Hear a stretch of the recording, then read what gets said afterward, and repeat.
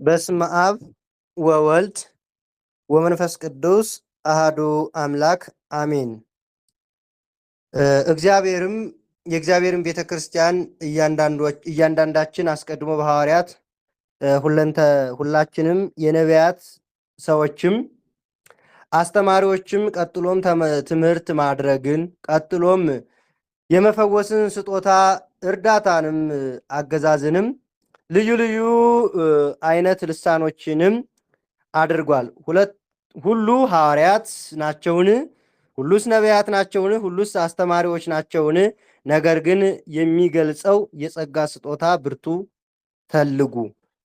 አንደኛ ቆሮንቶስ ምዕራፍ 12 ቁጥር 28 ላይ ባለው ቃል የእግዚአብሔር ቤተ ክርስቲያን እያንዳንዳችን አስቀድመን በሐዋርያት ሁለተኛም በነቢያት ሶስተኛም አስተማሪዎች ቀጥሎም ትምህርት ማድረግን ቀጥሎም የፈውስን ስጦታ እርዳታንም ገንዘብንም ልዩ ልዩ አይነት ልሳኖችንም አድርጉ።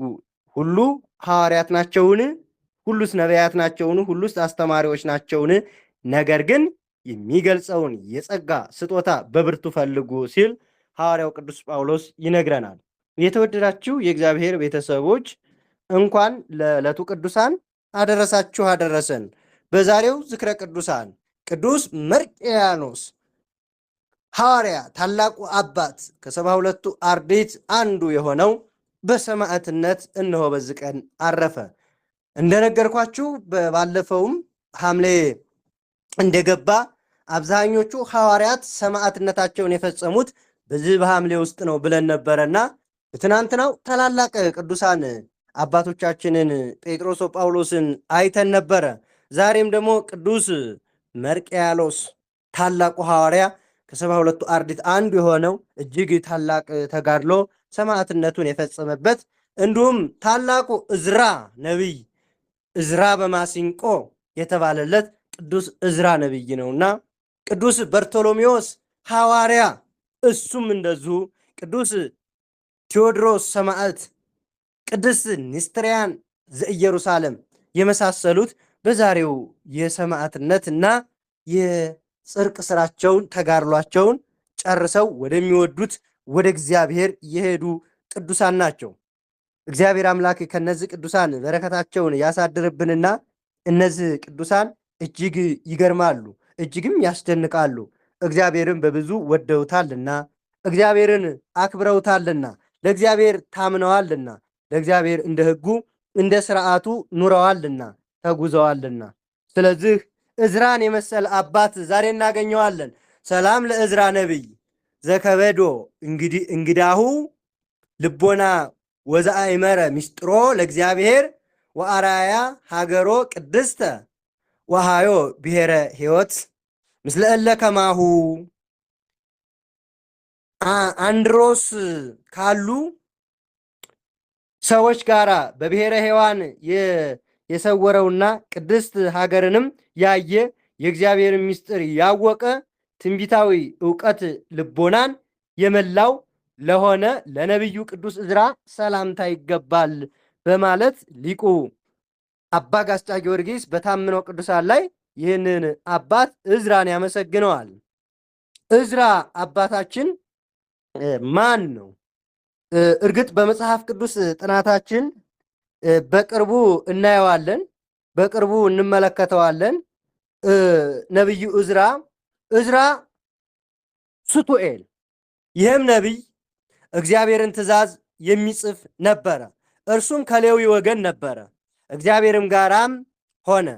ነገር ግን መናገር ጀመረ፣ እንዲህም አለ፣ ምድርን በፈጠርካት ጊዜ አዳምን ታስገኝ ዘንድ አዘዝካት፣ አገኘሃትም አለ እዝራ። ሁለተኛም የጥፋት ውሃ በሆነ ጊዜ እንደ መጣና ሁሉን እንደሚያጠፋ ተናገረ። ኖህ፣ አብርሃም፣ ዳዊት እንዴት እንደተመረጡም ደግሞም ተናገረ። ዳግመኛ ነፍስ ከሥጋ እንደምትወጣና 7 ቀኖች እንደምትዞር ልብ በሉ። እዝራ እንዲህ በማለት ያየው ምስጢር ከሥጋዋ እንደምትወጣና ነፍስ ከስጋዋ እንደምትወጣና 7 ቀኖችን እንደምትዞር ከዛም በኋላ እንደ ስራዋ ወደ ተዘጋጀላት ቦታ እንደምትገባ ተናገረ። ከዛም ስለ ፍቅር ቀን ተናገረ። እግዚአብሔር በጌትነቱ ብርሃን በቀር ፀሐይና ጨረቃን ብርሃንና የብርሃናት ሌሎችንም ትንቢት ተናገረ። ዕዝራ የሰውን ልጅ ነፍስ እንዲህ ብሎ ያያታል። የሰው ልጅ ነፍስ ከስጋ ትለያለች። ከስጋ ተለይታ ወደምትወደው ወደምትናፍቀው ወደ ክርስቶስ ትሄዳለች። መቼም ነፍስ የምትፈልገው አምላኳን ነው። የስጋ ምኞትና ፍቃድ ይዞን ምድራዊ ነገር አስበን ኃጢአትን እንሰራለን እንጂ ነፍስስ ኃጢአት አይስማማትም። ነፍስስ ጸባይዋና ባህሪዋ ወደ ፈጠራት ወደ ፈጣሪዋ ማመስገንና ወደ እሱ መሄድን ትመኛለች። እናም የሰው ልጅ ነፍስ ከስጋዋ በተላቀቀች ጊዜ ከዚህ ግዙፉ ስጋ በተለየች ጊዜ ተለይታ ወደ ፈጣሪዋ የምትሄደው አንድም በብርሃን መልአክ አንድም ደግሞ በመላእክተ ጽልመት መንገደ ሰማይ ላይ ልበ አምላክ ቅዱስ ዳዊትም እንደነገረን የሰው ልጅ ከስጋዋ በተለየች ጊዜ ወደ አምላኳ ወደ እግዚአብሔር የምትሄደው ኃጢአተኛ ከሆነች በብዙ ስቃይና በብዙ ጭንቀት 3 መላእክተ ጽልመት መጥተው ግርማቸው የሚያስፈራ የሚያስጨንቅ በዛ በሚያስጨንቅና በሚያስፈራ ያችን ነፍስ ለይተው በብዙ ስቃይ በብዙ ማንገላታት ይወስዷታል። ምክንያቱም በኃጢአት ኖራለችና። መላእክተ ብርሃን ለቅዱሳንና ለጻድቃን ለደጋግ ነፍሳት ከሆነ ግን መላእክተ ብርሃን መጥተው መዓዛው እጅግ ልዩ በሆነ በብርሃን ጸዳል ከበው በሐሴትና በደስታ እንዲሁም ደግሞ እንዳም ካለ በዳዊት በገና በዕዝራ ማሲንቆ እየሰማች ምስጋና መላእክትን እያዳመጠች በተመስጦ ትሄዳለች። ሁለቱም ወደ እግዚአብሔር ይሄዳሉ። በእግዚአብሔር ፊትም ፍርድ ይከናወናል። ፍርዱም ከተከናወነ በኋላ እንደየ ኃጢአታቸው ኃጢአተኛ ከሆነች 7 ቀን ገነት መንግሥተ ሰማይን ትጎበኝ ዘንድ ያስጎበኟታል። አየሽ፣ እግዚአብሔርን አምልከሽ እግዚአብሔርን አገልግለሽ እንደ ሕጉ እንደ ሥርዓቱ ነቢያት የተናገሩትን ሐዋርያት የሰበኩትን ሊቃውንት ያመሰጠሩትን ቤተ ክርስቲያን የሰነደችውን ሥጋ ወልደ አምላክ ሥጋ መለኮት ደመ መለኮትን ተቀብለሽ በንስሐ ተመላልሰሽ ቢሆን አየሽ፣ ይህ ገነት ላንቺ ነበረ፣ ኋላም ይህ መንግሥተ ሰማይ ላንቺ ነበረ ይሏታል። ይገርማል። አሁን ግን እርጉም የሆነውን የተረገመውን ከሃዲውን ዲያብሎስን ተከትለሽ ሰውነትሽን በኃጢአት አቆሽሸሽ የከረፋውን ሲኦል ትረከቢ ዘንድ የገማውንና የሸተተውን እሳቱ ረመጡ ወዳለበት የእሳት ባህር ትጣይ ዘንድ ይበቃሻል 7 ቀን ካየሽሉና ወስደው በሲኦል ከአባቷ ጋር ይጨምሯታል። 7 ቀን ግን ያንን መልካም ቦታ ገነት መንግሥተ ሰማይን ታያለች። የጻድቃን ነፍስ ወይም የምትጸድቅ ነፍስ ከሆነች ግን በመላእክት ታጅባ የብርሃን ልብስ ለብሳ ከፀሐይ 7 እጅ እያበራች ቅዱሳን መላእክት ግሩማን መላእክት መላእክተ ብርሃናት ያችን ነፍስ ይዘው እየዘመሩ አንቺ ደግ ነፍስ የኛ ወዳጅ በንጽህና እኛን የመሰልሽ ብለው ሲኦልን ገሃነመ እሳትን ምን አይነት መራራ እንደሆነ ወደ እሳቱ ሳይከቱ ላዩን እየሄዱ የእሳቱ ውስጥ የሚሰቃዩትን ነፍሳት የሲኦል ግማቷን፣ ሽታዋን፣ ክርፋቷን የገሃነመ እሳት መራራውን አሳይተው የ7 ቀን ጉብኝቷን ከፈጸመኝ በኋላ ከቅዱሳን ኅብረት ከገነት ይጨምሯታል። ይህንን ቁልጭ አድርጎ አባታችን ዕዝራ ሱቱኤል አየ፣ ተመለከተ። 7 ቀን የሰው ልጅ ነፍስ ትዞራለች ማለቱ ይህን ሲገልጽልን ነው ዕዝራ ነቢዩ ዕዝራ። ስለዚህ የሰው ልጅ ነፍስ ከስጋዋ እንደተለየ 7 ቀን እንደምትዞር ሲል ይህንን መግለጹና ማሳየቱ ነው። እንደገና በጌትነቱ ብርሃን ፀሐይን፣ ጨረቃን ማብራት ብርሃንን እንዲሁ ሌሎችንም መውጫቸውንና ምስጢራቸውን ተረዳ። ዳግመኛም በልቧ እጅግ በምትጨነቅ በምታዝንና በምትሰክስ ሴት አምሳል ጽዮንን አያት። በምታዝን በምታለቅስና በምታነባ ጽዮንን አያት። ልባቸውም የተቀደዱ ነበሩ። ልጆቿ ወደ ጫጉላዋ ቤት በገቡባት ቀን እንደሞተ ነገሯቸው። ከዚህ በኋላ እርሷ ከማየቱ የተነሳ ፈርታ በድንጋጤ እስከ መድረቅ ድረስ ፊቷ በድንገት እንደ መብረቅ በራባት ይላል። ጽዮን ማንን ነው? ሴት ብሎ በሴት አምሳል ጽዮን አያት። ልጆቿ አላት። አንድም ጽዮን ኢየሩሳሌም ይላታል። አያት፣ መከራዋን፣ ስቃይዋን ተመለከተ። ይህ ነቢዩ ዕዝራ ያየው ነው። በመቀጠል ደግሞ ዳግመኛም እንዲህ አይነቱን ራእይና ምስጢር ነቢዩ ዕዝራ አየ። ዳግመኛም 12 ክንፎችና 3 ራሶች ያሉትን ንስር ከባህር ሲወጣ በክንፎቹም ውስጥ ራሶቹ ሲወጡ አየ። እኒህም በየዘመናቱ ገዝተው የጠፉ ነገስታት ናቸው። ዳግመኛ እነዚህ ነገስታት እንደ ንስር ራሳቸው ያሉ ከባህር ሲወጡ ክንፋቸውም ውስጥ ራሳቸው ሲወጡ አየው ሲል በየጊዜው የተነሱትን ጨካኝ እጅግም ደግሞ የሚያስፈሩ አንድም ደጋጎች ሁለቱንም ያያል። ዕዝራ የነገስታቱን እንዲሁም ወደፊት የሚነግሱትን ያየበትና የተመለከተበት ነው። ዳግመኛም እንዲህ አለ። ስለ መድኃኒታችን ስለ ኢየሱስ ክርስቶስ መወለድ ተናገረ። እንዲህም አለ። አንበሳ እያገሳ ከባህር ወጣ፣ በሰው አንደበትም ሲናገር ንስሩም ሲገስጸው ሰማሁት አለ። አንበሳ ወፃ እምባህር፣ አንበሳ ወፃ እምገዳም። አዎ በሚያስፈራ ግርማ በሚያስፈራ ሁኖ አንበሳ ሲወጣ አየሁኝ ተመለከትኩኝ ሲል የጌታችን የኢየሱስ ክርስቶስን እንዲሁም በሰው አንደበት ተናገረ። እንደ ንስር የመጠቀ የሆነውን አየሁኝ ተመለከትኩኝ ሲል ዕዝራ ይነግረናል። ዳግመኛ እንዲህ ይላል። ዕዝራ ከቶ በዚህ መቻ በቃል ዕዝራ እኮ ምስጢሩን በዛ አይጨርስም። ደግሞ እንዲህ ይለናል። ዳግመኛ ስለ ክርስቶስ እንዲህ ብሎ ትንቢት ተናገረ። በሌሊት ታላቅ ንፋስ ከባህር ሲወጣ አየው። ከማዕበሉ የተነሳ ባህር ይታወክ ነበረ። ንፋሱም እንደ ሰው አምሳል ሆኖ ከባህር ይታወክ ነበረ። እንደ ሰው አምሳል ሆኖ ከባህር ሲወጣ አየው አለ። ከባህር ሲወጣ አየው፣ ሲታወክ ኃይሉን፣ ብርታቱን፣ ትሕትነቱን አየ። ዕዝራ አላበቃም። አሁንም ዳግመኛም ከብዙ ኃይልና ክብር ጋር በሰማይ ደመና ማዕረጉንም በአብ ቀኝ መቀመጡን አይቶ ተናገረ።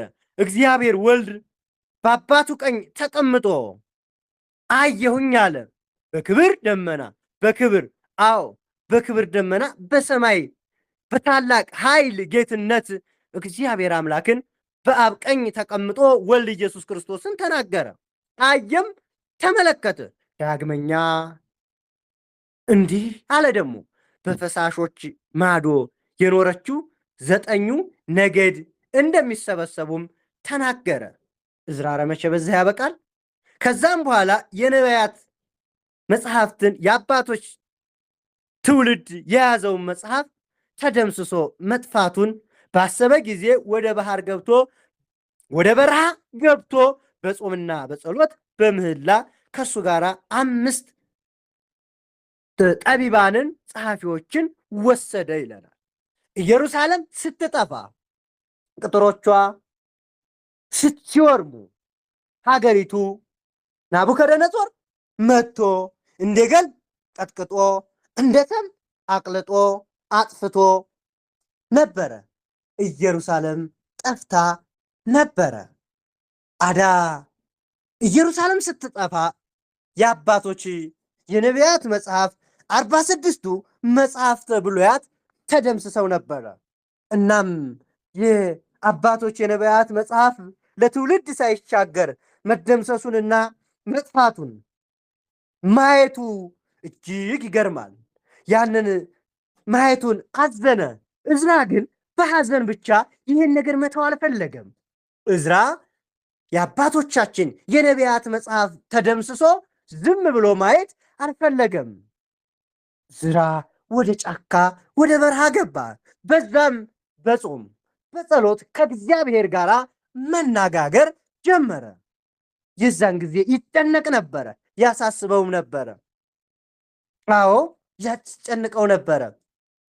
እናም የከበረ መልአክ የመላእክት አለቃ መራሄ ብርሃን፣ የስሙ ትርጓሜ እግዚአብሔር ብርሃን ነው፣ ከመቅጽበት ዓይን የሚደርስ ረዳዬ ምንዱባን፣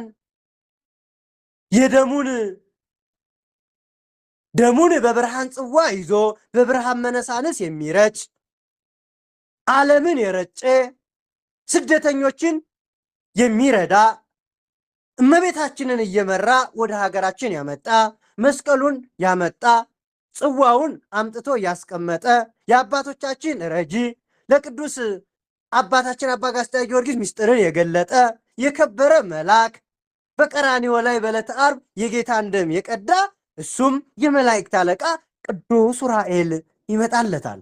ለእዝራ ይመጣና እዝራ ታላቁ እዝራ ጽዋአ ልቦና ያጠጣዋል። እዝራ ነቢዩ እዝራ ይገርማል፣ እጅግ ያስገርማል። እዳ በአባቶቹ መጽሐፍ እጅግ ያዘነው እዝራ ከእንጨት አንጻር ቃል ጠርቶት እዝራ አፉን ከፍቶ ክፈት ብሎታል። የሚገርም ነው። ከዛም በኋላ የነቢያትን መጽሐፍ የአባቶችን ትውልድ የያዘው መጽሐፍ ተደምስሶ ጠፍቶ ሲያይ ጠቢባንን ጠራ ነው የሚለው። ምንን ጠራ? እዝራ ጠቢባን ጸሐፊዎችን ጠራ፣ ይዞ ሄደ።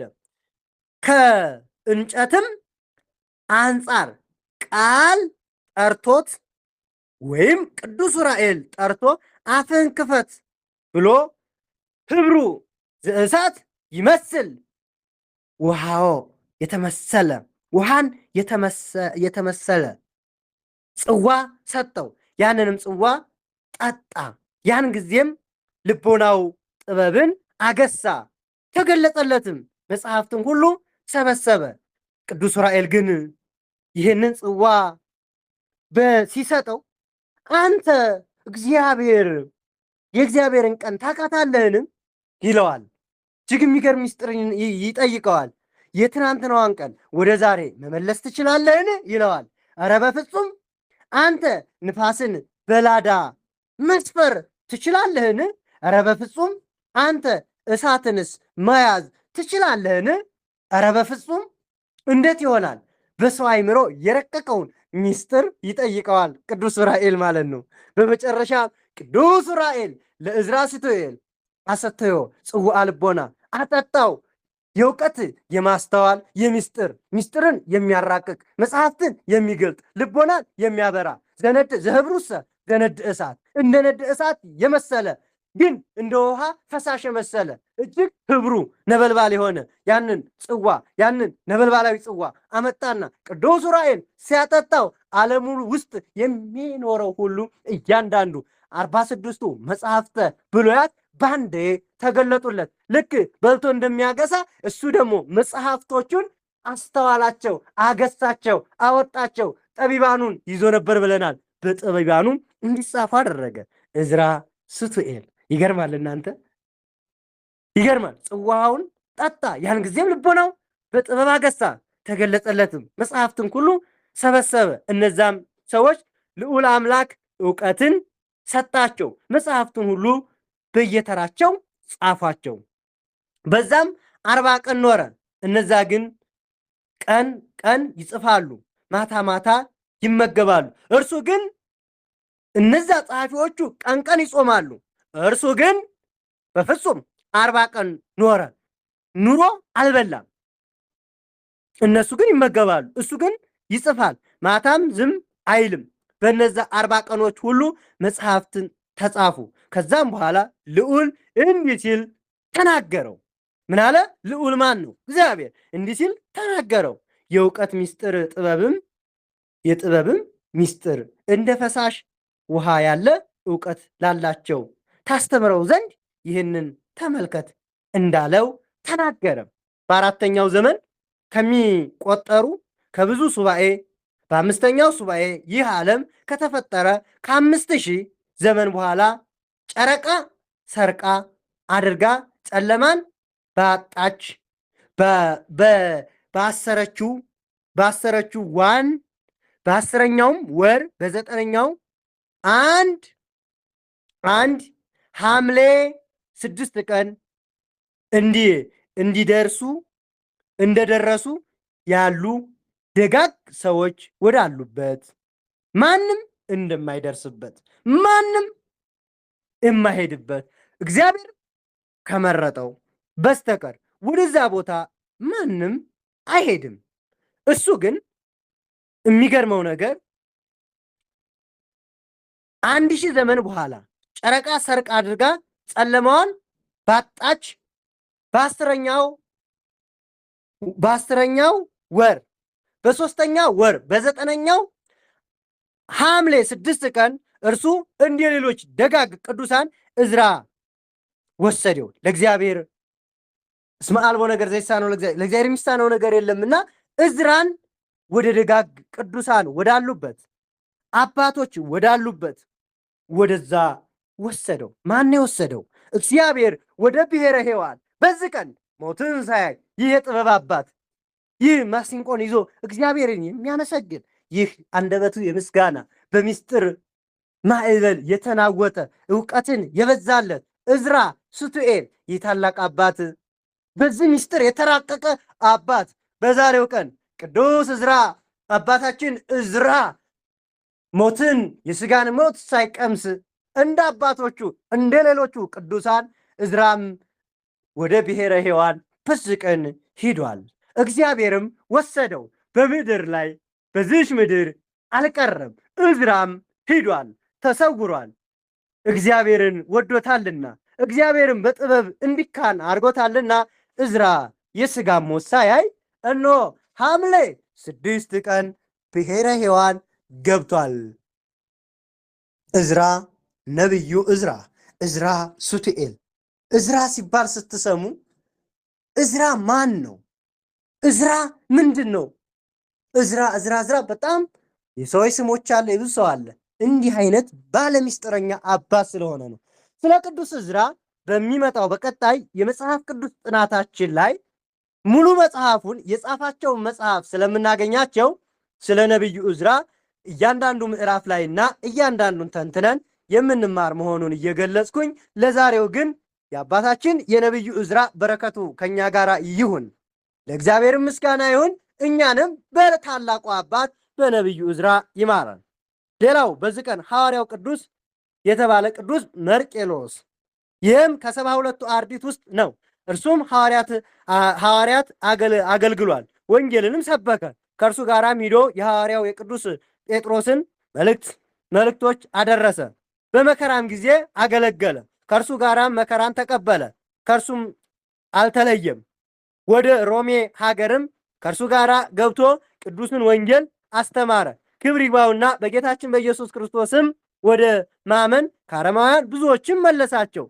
ቅዱስ ጴጥሮስ አባቱን ተከትሎ ቅዱስ ጴጥሮስ የላካቸውን መልእክት እያደረሰ የተጻፉትን መጽሐፍ በአግባቡ እያደረሰ አባቱ ቅዱስ ጴጥሮስን በመልካም ትእዛዝ ታዘዘ። እግዚአብሔርንም አገለገለ፣ ወንጌልንም ሰበከ። እጅግ ጨካኞች በሆኑ አረማውያን መካከል ሂዶ የመንግስቱን ወንጌል ሰበከ። ሐዋርያው ቅዱስ ጴጥሮስም በሰማዕትነት በሮማ አደባባይ ቁልቁል ተሰቅሎ በሞተ ጊዜ ይህ ረድ መርቄላያኖስ መጥቶ ከመስቀሉ ላይ አወረደው። በክብር ልብሶቹንም ሸፍኖ ጋረደ፣ ገነዘውም። በሳጥንም አድርጎ ከምዕመናን በአንዱ ቤት አኖረው። ታላቁን ቅዱስ ጴጥሮስን ቁልቁል በመስቀል ላይ በተሰቀለ ጊዜ አባቱ ቅዱስ ጴጥሮስ መከራን ሲቀበል ቅዱሱ መለየት አልፈለገም። አብሮ ከአባቱ ጋር መከራን ሊቀበል ወደደ እንጂ አዳ ቅዱስ መርቅያኖስ ቅዱስ ጴጥሮስ ቁልቁል ተሰቅሎ ሰማዕትነቱን ሲፈጽም ቅዱስ ጴጥሮስ ተጋድሎውን ሲፈጽም አዳ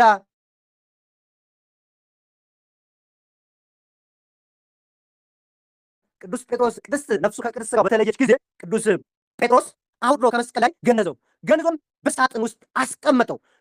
በመልካም ሳጥንና በመልካም ሽቶ ገንዞ በአንዱ በምዕመናን ቤት አኖረው። የሐዋርያው ቅዱስ ጴጥሮስ ደቀ መዝሙርም እንዲሆነ በኔሮር ዘንድ ወነጀሉት። ንጉሱም ወደ እርሱ አቅርቦ ጠየቀው። እርሱም ለሐዋርያው ለቅዱስ ጴጥሮስ ደቀ መዝሙር እንደሆነ አምኖ ደግሞ በክብር ባለቤት በጌታችን በኢየሱስ ክርስቶስ እውነተኛ አምላክ እንደሆነ መሰከረ። ስለዚህም ጽኑ ስቃይን አሰቃዩት፣ ገረፉትም፣ ዘቅዝቀው ሰቀሉትም። ከበታቹ ጢስን አጠኑት፣ አጨሱበት። የሚገርም ነው። ቅዱስ ይህንን መርቅያኖስን ያደረጉት እንዴት ነው? የእሱ ስቃይ ደግሞ እንደ አባቱ እንደ ቅዱስ ጴጥሮስ ቁልቁል ሰቀሉት። ወደ ታች ከሰቀሉት በኋላ ከታች ጢስ አጨሱበት። ያ በአፍንጫው በጆሮው እንዲገባ እንዲሰቃይ ያደረጉት። እንዲህ ባለ ስቃይ ተሰቃየ። የተሰቃየበት ለምንድን ነው? እሱም በጌታችን በኢየሱስ ክርስቶስ ስለመሰከረ ወልድ ዋሕድ ብሎ ኢየሱስ ክርስቶስን አምላክነቱን ጌትነቱን በመመስከሩ ቁልቁል ተሰቅሎ በጭስ እየተጨሰበት እየተሰቃየ ተገረፈ፣ ተሰቃየ። ከዛም በኋላ ንጉሱ እንዲሆን እንዴት ሁነህ መሞት ትሻለህ? በምን አይነት ሞት ልግደልህ ንገረኝ አለው። ቅዱሱም እንዲህ ብሎ መለሰ፣ እኔ ሕይወት በሆነ በክርስቶስ ስም መሞት እሻለሁ። አንተ ግን በፈለግከው አይነት ግደለኝ፣ ፈጥነህም ወደምፈልገው አድርሰኝ፣ ወደምፈልገው ወደ ክርስቶስ አባቴ ቅዱስ ጴጥሮስ ወደ ሄደበት ወደ አምላኬ ወደምናፍቀው ክርስቶስ በፈለግከው አንተ ላከኝ። እኔ ግን ወደ ክርስቶስ ለመሄድ እቸኩላለሁኝ። አንተ በፈለግከው አድርግ። እኔ ወልድ ዋሕድ መድኃኒተ ሥጋ ወነፍስ ወደሆነ ወደ ኢየሱስ ክርስቶስ መሄድ እፈልጋለሁ አለ። ያን ጊዜም ንጉሥ ኔሮን እንዲገርፉት እንደ መምህሩ እንደ ቅዱስ ጴጥሮስ ዘቅዝቀው እንዲሰቅሉት አዘዘ። ሐምሌ 6 ቀንም እንዲህ አደረጉት። እንዲህ አድርገው ዘቅዝቀው ሰቀሉት። የሰማዕትነትን የሐዋርያት አክሊል ተቀበለ። ለእግዚአብሔር ምስጋና ይሁን። እኛንም በሐዋርያው ቅዱስ መርቅያኖስ በጸሎቱ ይማረን። የከበረች በረከቱም ከኔም ከእናንተም ጋር ትሁን። ይህ የቅዱስ ጴጥሮስ ደቀ መዝሙር የወንጌል ገበሬ አሕዛብን ያስተማረ እሱ ታላቅ ሰማዕት ነው። እሱ ታላቅ አባት ነው። በዚህ ቀን ትናንትና አባቱ እሱ ግን ቅዱስ ጴጥሮስን ሥጋውን ገንዞ ካስቀመጠው በኋላ በምዕመናን ቤት ካደረገው በኋላ በክርስቲያኖች ቤት ካደረገው በኋላ ወደ ቅድስት ቤተ ክርስቲያን ሄዶ እንዲቀመጥ ሥጋውን ካደረገ በኋላ እንደ አባቱ እንደ ቅዱስ ጴጥሮስ ወንጌልን መስክሮ እንደ ቅዱስ ጴጥሮስ ቁልቁል በጭስ እየታጠነ ከተሰቃየ በኋላ በሰማዕትነት አረፈ። እግዚአብሔር አምላክ እዚህ በከበረ ሰማዕት በቅዱሱ አባት ይማረን። ከነቢየ እግዚአብሔር ከቅዱስ ዕዝራም በረከትን ረድኤትን ያካፍለን። አምላካችን በእነዚህ ቅዱሳን ይማረን። መሐሪ ነውና በምሕረቱ ይጎብኝን። በቸርነቱ ሀገራችንን ከጥፋት ሕዝቦቿን ከስደት ይሰውርልን። ዛቅረብኩ ማህሌተ አዘክሬ አይላፈ እምለተ ጸምዱከ ዘልፈ ለእለ አነበብ ተወከፍ ዘንደቴ መጽሐፍ እንተረሰይኩ እግዚኦ ጻዲቀ መበለት ውኩፈ እምላበው ብኡላን ዘተርፈ ነቢያት፣ ቅዱሳን ሐዋርያት፣ ሰባኪያን፣ ሰማዕታት፣ ጻድቃን፣ መላእክት፣ ትጉሃን፣ ደናግል፣ አዲ መለኮሳት ሄራም ባርኩ ጉባኤ ዛቲ መካን እስከ አረጋዊ ሊቅ ንዑስ ሕፃን ለዛ አጻፎ በከርሳት ወለዛ አጻፎ እንዘ ይደርስ ወለዛ አንበቦ ወለዘ ተርጎሞ በልሳን ሐዲስ ወለዘ ሰማ ቃሎ በዝነ መንፈስ በጸሎተ እሙ ማርያም አረቂተ ኩሉ ስቡረ ይማረነ ኢየሱስ ክርስቶስ። ጌታዬ ሆይ ከባለጸጎች ብዛት የተነሳ ብዙ መባ ካገቡት ይልቅ የድሃዋን አነስተኛ መባ እንደተቀበልክ ሁልጊዜ የሚያገለግሉ አእላፍ መላእክት ያሰቡ በችግሬ ጊዜ በማቀርብልህ ምስጋና ተቀበል። እናንተ ቅዱሳን ሐዋርያት፣ የወንጌል ሰባኪያን ሐዋርያት፣ ሰማዕታት፣ ጻድቃን፣ ትጉሃን፣ መላእክት ፍጹማን፣ ደናግላን እንዲሁም ደጋጎች መለኮሳት ሆይ ልጅ አዋቂ ሳይለይ የምናነብባትን የምንሰማባትን የጉባኤ ቤታችንን ባርኩልን፣ አሜን። ይህን መጽሐፍ ወረቀቱን አዘጋጅቶ ብራናውን ዳምጦ የጻፈውንም ከግዕዝ ወደ አማርኛ የተረጎመውን ቃሉን በእርጋታ መንፈስ እና በተመስጦ ሕሊና ያዳመጠውን ያነበበውን ያስተማረውን በደላችን ሁሉ የምታስተሰሪ የጌታችን የመድኃኒታችን የኢየሱስ ክርስቶስ እናት በምትኮን በማርያም ጸሎት እንዲሁም ጌታችን ኢየሱስ ክርስቶስ በአንድነት ሁላችን ይማረን፣ አሚን። ይሁንልን፣ ይደረግልን። ይህ ዝክረ ቅዱሳን ነው። ፍቅር ይግበረን ከመ እነግር ዜናሁ ለቅዱሳን። የቅዱሳንን ታሪክ እንድናገር ፍቅራቸው ያስገድደኛል። ሊቁ አባ ጋስጫ ጊዮርጊስ ያስተማረ የመከረ አምላከ ቅዱሳን የተመሰገነ ይሁን። በቅዱሳኑ ጸሎት ይማረን። አምላካችን መሐሪ ነውና በምሕረቱ ይቅር ባይ ነውና በይቅርታው ይጎብኝን። አነሳስቶ ላስጀመረን አስጀምሮም ላስፈጸመን ለልዑል እግዚአብሔር ክብርና ምስጋና ይሁን። ይቆየን። ወስብሐት ለእግዚአብሔር ወለወላዲቱ ድንግል ወለመስቀሉ ክቡር አሜን።